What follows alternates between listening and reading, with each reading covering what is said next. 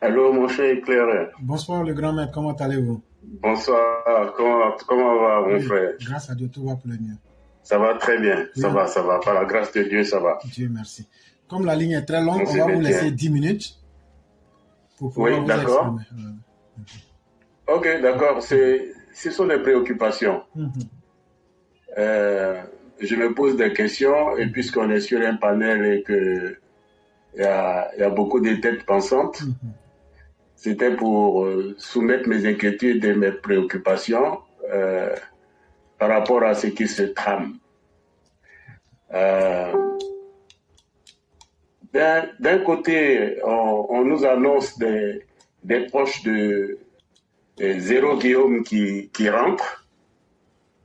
Je ne sais pas s'il y a un fondement à cela.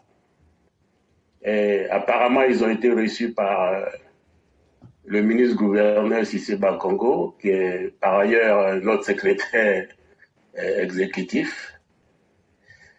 Et quand on connaît la stratégie écœurante et dévastatrice et remplie de trahison depuis le parcours universitaire de M. Soro Guillaume, si parcours universitaire on peut dire, parce que c'est un parcours qui est inachevé, et il est à craindre que monsieur qui trahit tout le temps, parce que déjà à la FECI, il y a une grosse trahison entre lui et il avait déjà trahi Blé Goudé. Il a trahi IB, qu'il a assassiné. Euh, Combien de trahisons? Presque tous ceux qui ont combattu pour lui, qui l'ont fait, il a voulu les éliminer pour ne pas laisser de traces.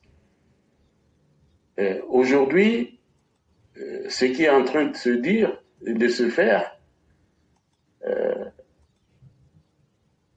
me fait craindre que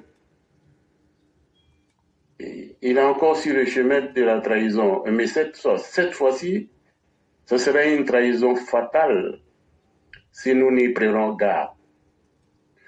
Parce que c'est des gens qui font des yeux doux,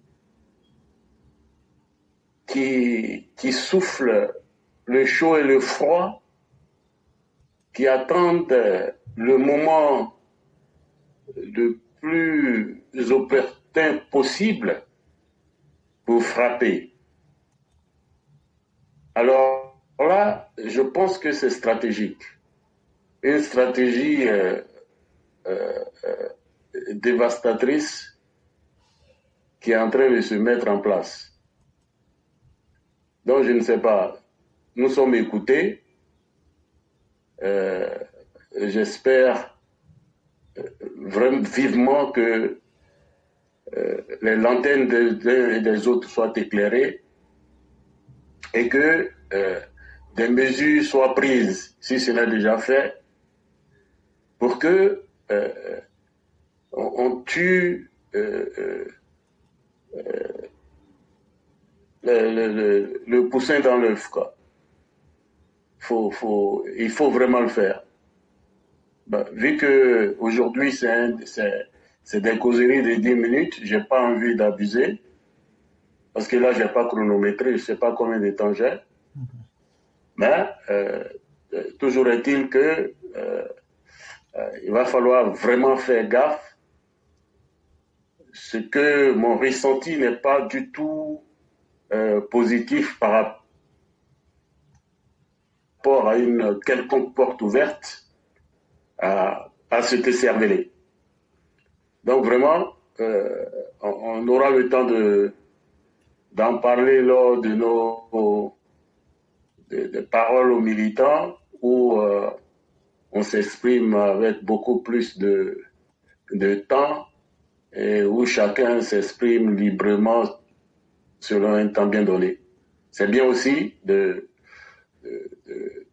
rendre les gens efficaces par des voilà, par des sujets, euh, par des séquences où on ne s'y tend pas trop, et pour donner le temps à la grande majorité de s'exprimer. Alors je vais m'arrêter là, éclaireur, euh, euh, en espérant que si tu as le temps d'éclairer un peu ma lanterne ou bien de, de, de, de refroidir un peu euh, mon ardeur, sinon apaiser mes inquiétudes. Merci, éclaireur. Vraiment, merci beaucoup, cher père. Merci pour cette réflexion critique que vous venez de mener. Et je peux vous le dire que vous êtes totalement dans la voie juste pour la simple et bonne raison que ce qui n'a pas marché, il n'y a pas d'évidence que cela marche parce qu'on le souhaite. Vous avez cité un nombre d'événements. Soro-Guillaume, n'étant pas l'initiateur de la rébellion, a trahi méthodiquement et les chefs de guerre et les initiateurs. Soro-Guillaume a trahi depuis la FECI. Soro-Guillaume a trahi Laurent Gbagbo qui disait que sans les armes, il n'était rien. Soro-Guillaume a trahi tous ses collaborateurs. Soro-Guillaume venait de nous dire que c'est lui ou Ouattara, en tout cas, il y a eu trahison entre eux. Mais aujourd'hui, quand on regarde les agissements des uns et des autres, celui qui a trahi, c'est celui qui cherche toujours à être dans la belligérance. C'est celui qui a insulté publiquement. C'est celui qui a voulu humilier publiquement l'autre. Mais quand on regarde le parcours d'un tel individu, est-ce qu'il peut changer de méthode? Sachez aussi qu'on juge les criminels par leur méthode. On appelle ça en anglais de pattern. Ça veut dire la manière d'opérer. Vous savez, tous les criminels, quel que soit ce qu'ils font, ils ont une manière de faire. Une fois que vous arrivez à comprendre ça, forcément l'enquête va vous amener, vous allez comprendre comment ils réfléchissent, comment ils posent des actes. Et ici, Soro-Guillaume n'a qu'une seule méthode. Comment écraser et faire disparaître tout pour que lui puisse atteindre ses objectifs. Dans son plan, il ne pense pas à 2-3 personnes. Dans son plan, il ne pense pas à l'avenir de la Côte d'Ivoire. Dans son plan, il ne pense qu'à une seule chose. Comment bâtir sa grandeur personnelle. Et ça sur le sang des autres. C'est Karl Marx. Justement. C'est Karl Marx en personne. Justement. Et donc, comment est-ce que... Benito Mussolini, je pense qu'il a lu beaucoup de livres de ces gens-là pour aller dans son laboratoire de cuisine. Justement, de méchanceté. Comme quoi la fin justifie les moyens. Voilà. Mais un tel individu venu nous faire croire qu'il a changé, c'est se tromper soi-même et lui permettre d'atteindre ses objectifs. Nous autres, on ne se laissera jamais berner. Et Dieu merci, nous ne sommes pas affectés par les événements puisque nous sommes en dehors des événements. Voyez-vous, quand tu es sur le terrain, que tu joues là, non, les meilleurs joueurs, c'est ceux qui sont dans les tribunes. Parce qu'eux, ils voient tout et ils disent tout. Ils disent ce qui est vrai, ce qui n'est pas vrai. Mais parmi tous ces commentaires-là, il y a des gens censés, ce qu'eux ils disent là, c'est la vérité. Parce qu'eux ne parlent pas à partir de leurs émotions. Et si vous êtes dans la gestion du pouvoir et que vous vous laissez étourdir par les grâces du pouvoir au point de laisser les serpents entrer dans vos propres poches, nous autres, notre responsabilité sera de vous avertir que vous avez fait le mauvais choix. Mais on n'a pas pour vocation de vous imposer parce que chacun a une capacité. Quelqu'un qui a pris le pouvoir, toi un simple citoyen, tu penses que tu peux le transformer? Non. Mais tu peux au moins donner ta voix. C'est ce que nous venons faire en avertissant nos dirigeants de faire beaucoup attention. Soro-Guillaume n'a pas l'intention de changer. Et c'est pourquoi aujourd'hui même on profite de ces événements-là pour dire ce qui s'est passé. Parce que aujourd'hui, qu'est-ce qu'ils sont en train de prouver? Ils veulent prouver qu'eux, ils ont mené toutes les démarches humainement parlant pour aller vers le pardon et la réconciliation et que c'est le régime d'Abidjan qui refuse. Et donc c'est ce qu'ils veulent utiliser pour justifier toute attaque contre la Côte d'Ivoire. Mais Soro-Guillaume pense-t-il qu'en attaquant les Ivoiriens et en détruisant les vies, ça peut justifier? Parce qu'au bout du compte là, tout ça c'est fait quoi? Pour que lui puisse rentrer et puisse vivre comme il le veut. Donc il faut que lui détruise la vie des autres. Il faut qu'il lui déstabilise la vie du pays pour que lui puisse vivre en paix. Mais entre une personne et 30 millions, on fera vite de préférer 30 millions à une personne. C'est aussi simple que cela. Et l'individu n'a jamais eu pour vocation de changer. Et il n'aura jamais l'occasion de changer. Plus tôt les uns et les autres comprendraient, et mieux ce serait.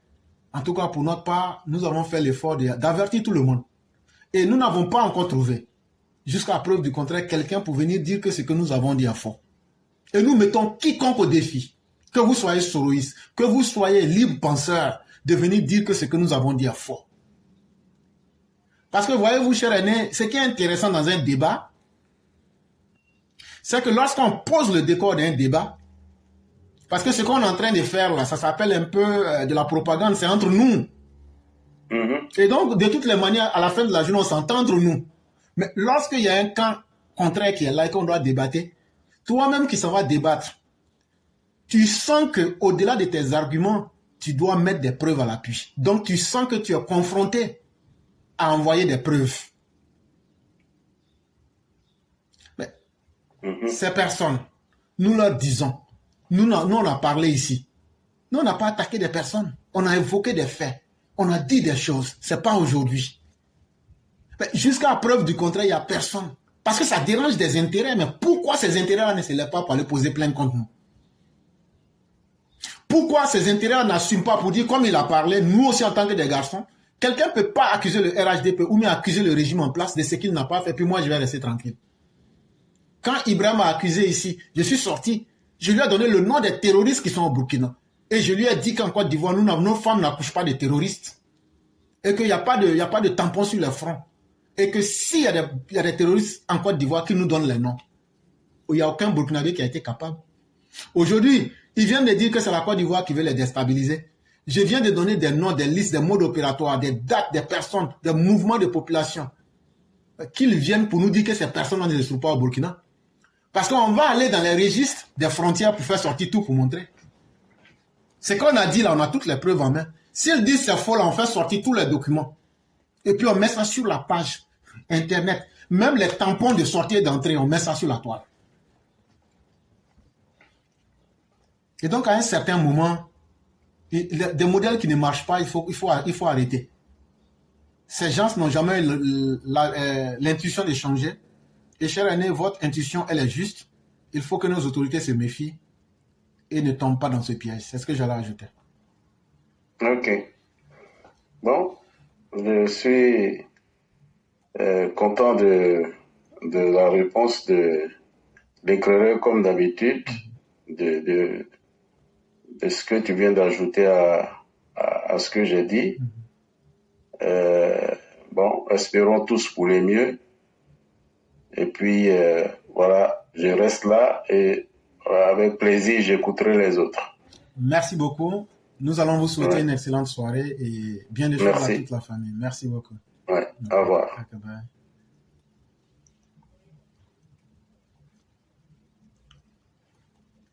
Et donc déjà du côté de l'opposition, on voit déjà des gens qui sortent pour dire « Ah non, à Beauville là, ils avaient promis 40 000 personnes, mais il y a eu 57 000 personnes. » Mais on voit un site des opposants endurcis où il y a un certain Moïse Boabré sur l'Observatoire démocratique de Côte d'Ivoire, ODCI, dit non, à Beauville là, c'est bien réel, hein? Il reconnaît les faits. Plus de 57 000 personnes là où 40 000 étaient attendues. Il dit mais en réalité là, c'est 5 000 ils ont donné aux personnes là pour se rendre au meeting du RDR. Voilà la réponse qu'ils donnent maintenant. C'est-à-dire eux-mêmes ils reconnaissent que vraiment ça a été un succès époustouflant. Mais il dit que les gens ont remis 5 000 aux personnes pour se rendre au meeting du RDR. Et puis il écrit « Je mens pas » avec plein de fautes d'orthographe et de grammaire. Mais tout ça, c'est pas grave. Et donc, quand on calcule la somme qui aurait été donnée à toutes ces personnes, les 57 000 personnes, ça fait 285 millions. Mais Dieu merci, comme on est dans un monde où c'est facile de se cacher pour parler, et puis quand tu postes là, ça devient public. Il y a un autre frère qui a eu à lui donner sa réponse. Il y a un frère qui a répondu à Moïse Boabré. Ce frère-là s'appelle Arsène Anoman, sous son poste. Voici ce qu'il lui a dit. Ton poste a été supprimé dans l'autre forum car tu es dans le mensonge. Tu es venu te cacher ici pour continuer dans ton mensonge. Mais je te le dis et je te le répète, ce que tu as dit est faux, faux, faux. Moi-même, Arsène Anoman, je suis abbé d'Aboville et je suis à Beauville actuellement. La mobilisation a été spontanée. Ça veut dire, il n'y a personne à payer. On n'a pas payé quelqu'un pour être là. Car nous avons pris conscience de l'importance du développement apporté par le président Ouattara, par le canal de son fils, le ministre Demba Pierre, qui ont sorti la région de la déliquescence où le régime Gore passé l'avait laissé. Ado, Nassé. C'est de cela qu'il est question. Et nous disons merci à tous ces frères et toutes ces sœurs-là qui ont épousé le développement sans tenir compte de l'homme qui leur apporte le développement. Si c'est le diable qui doit te conduire au paradis, là, il faut dire au diable merci.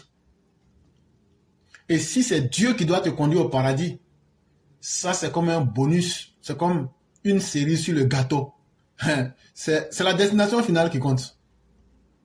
Et donc, chers frères et chères sœurs, si Alassane Ouattara est mauvais, mais qu'il doit permettre d'avoir des écoles, des routes et des infrastructures dans nos villages, choisissons cela. Le reste viendra après.